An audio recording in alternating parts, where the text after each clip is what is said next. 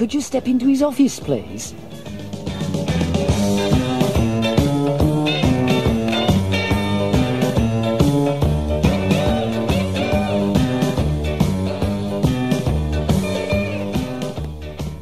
Chapter 4.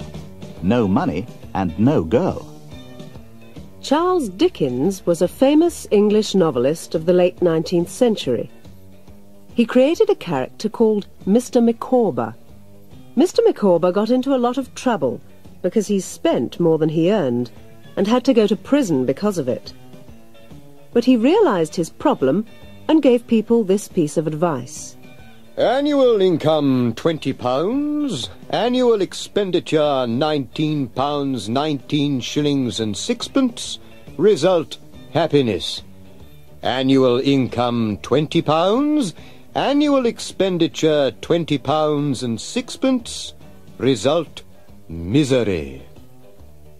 This, of course, means that you mustn't spend more than you earn. Arthur did not follow this advice. He had to see the bank manager because there was not only no money in his account, but he was also overdrawn. There was less than nothing in it. Arthur did not have to go to prison, of course, but all the same the manager was not very pleased. He let Arthur have another £50, but Arthur had to promise to keep his account in credit in future. So the following weekend, Arthur had to stay at home. If you stay at home, you don't have to spend any money. He spent the whole time in the company of Mrs. Harrison and Mr. Smithers. He had to give the greater part of his £50 to Mrs. Harrison.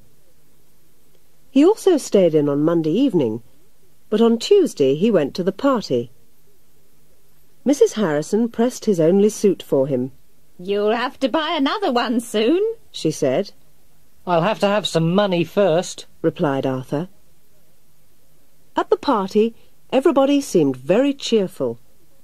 Mary was wearing her new dress, and she looked very beautiful. But she was with Bruce, and as you know, Arthur didn't like Bruce. Hello, Arthur. How's the car? Well, I've had to buy 5 new tyres, a new battery and a new exhaust. Yes, it still goes, just. And I haven't had to replace the engine, yet. You got a bargain there. This is a nice party, isn't it? Yes, I suppose so. Oh, you mustn't look so sad, Arthur. What's the matter? Anyway, I'm so glad you asked Mary to invite me. That's all right. I'm glad you're here. Get Sheila a drink, Arthur. Her glass is empty. Yes, of course. There's still some of that punch left. Look, here comes Mrs. Steele. Oh, we'll have to say hello to her. Good evening, Mrs. Steele. Oh. Are you enjoying yourself? Oh, yes, thank you, Miss Stevens. It is Miss Stevens, isn't it? Have you seen my husband? Yes, he's just coming in now.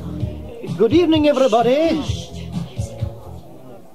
Now, you won't have to listen to a long speech from me, but I must tell you a couple of things. First of all, I want to thank you all for your hard work and cooperation over the past year. And I don't have to say how pleased I am that our library has now completed 75 very successful years. Now, there are 1 or 2 pieces of information for you. First, we are going to have a new and bigger building sometime later this year. Oh, wow. We shall then have better conditions to work in and more staff. Oh. Secondly, it's my pleasant duty to tell you something about Miss Stevens, Miss Mary Stevens. She has just announced her engagement to Mr. Bruce Fanshawe. Oh. We all hope they'll be very happy together. I didn't know that, did you, Arthur? No, I didn't.